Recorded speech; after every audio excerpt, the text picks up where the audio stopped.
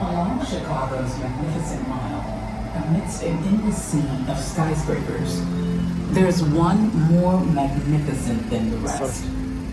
The building is home for a few, an office for some, and a destination for many. And since the beginning, it's been in a constant state of transformation, just like the city it calls home. Before we get to the story of this building, you have to know the story of this city.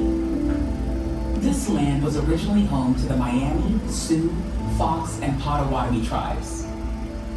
In 1779, John Baptiste and Tutihawa Point Tusabo established the first permanent settlement in what would become Chicago. Chicago was the fastest growing city in the 19th century. It became the country's most prominent Midwestern city and influenced American culture, business, and politics. Until the Great Chicago Fire of 1871 destroyed nearly everything. However, the city rose from the ashes.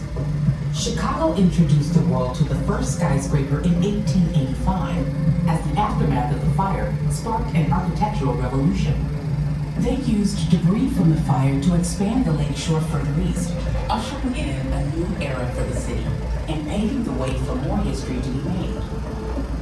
Over the years, Chicago grew and evolved into the vibrant, diverse community it is today. This building has been making history since it was conceived by the architecture and engineering firm Skidmore, Owings & Merrill. It only exists because of the land expansion and reimagination of the city after the Chicago fire.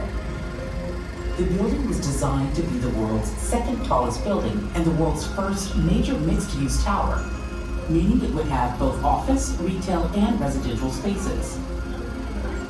It was also the first of its size to use X-bracing on the building's exterior, which helped it resist wind loads and allow for a more open floor plan. The building opened to the public in 1970 as the John Hancock Center and the tallest building in Chicago.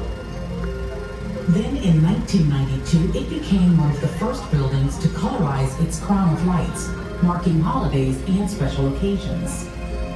Today, the building, now known as 875 North Michigan, remains an architectural marvel and the defining building along Chicago's skyline. Beyond the beautiful skyline and iconic skyscrapers, Chicago is defined by the vibrant people who call it home.